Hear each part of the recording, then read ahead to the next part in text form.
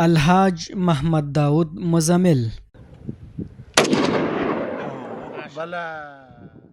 هغه شخص چې افغانان یې له نوم سره د هیواد په ګوټ ګوټ کې آشنا دي.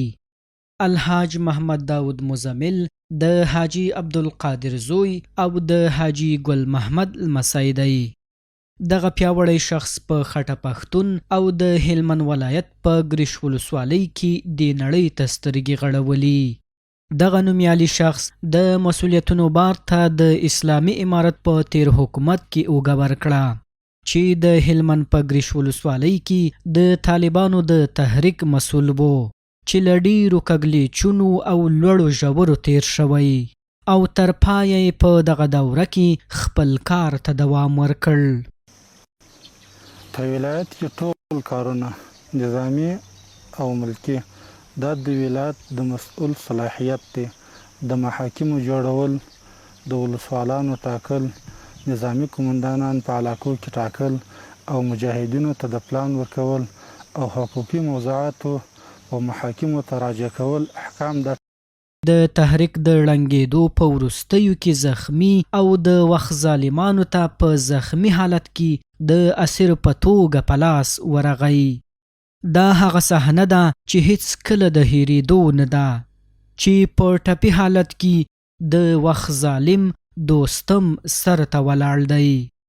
نوموړی د زندان له کړیو هم نه دی خلاص شوی او یو کال په شبرغان کې د زندان تورو تنبو شاته تیر کړل. خدای فایل وو.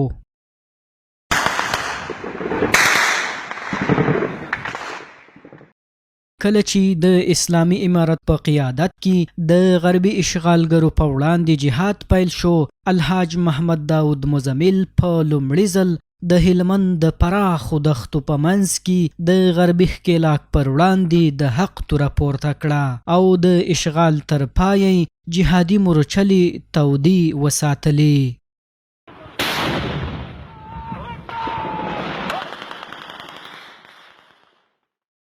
دغه زړه سواند شخص په دغه سپېڅلې جهادي دوره کې هم بېلابېل درانه مسؤلیتونو ته غاړه کېښوده چې د هلمند والي، د دغه ولایت مرستیال والي، فراه کې د زون د حلقې مسؤل او په ټول افغانستان کې د ملکي تلفاتو مسؤلیت دندې ترسره کړې.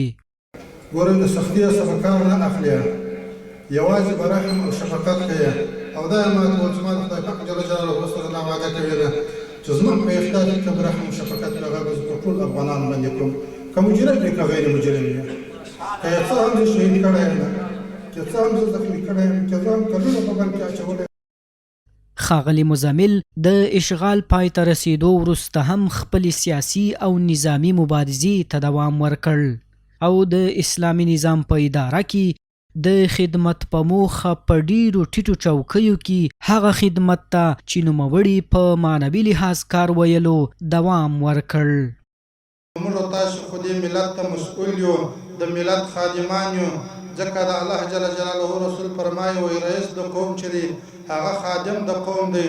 موږ تاسو د ملت مشران نه یو، حکمرانان نه یو، خادمان یو. ټول باید کوشش وکړو چې په ښه ایمانداري باندې، په ښه اخلاص باندې او په ښه احسانه طریقه باندې، په نیکو اخلاقو باندې د خپل ملت خدمت وکړو.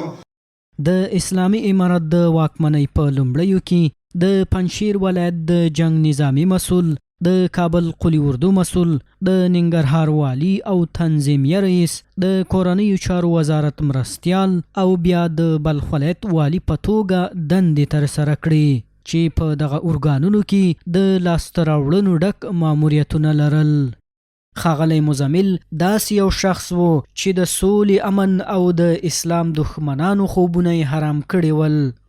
د مسؤلیت پر وخت ننګرهار کې داعش او خوارج په بشپړه توګه وځپل او جرړې ورته له بیخه وویستې او داسې نورې میړانې چې د قلم ژبه ترې ناتوانه ده د هیرولو نه دي.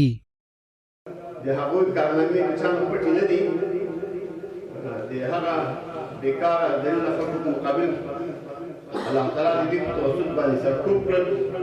نو دلته به هم د هغوی ته نیک تفاعل ده.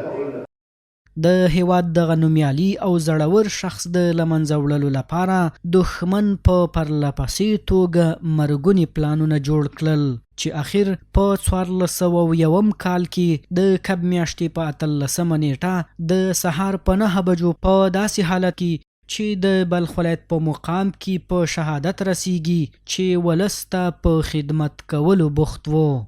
روح دی ښاد وي دغه نومیالی او په اسلام مین شخص د هیواد د میلیونونو انسانانو زړونه سخت ودردول او په کور دننه دغه ډارن او بزدلانه تروریستي عمل له پراخو غبرګونونو سره مخ شو.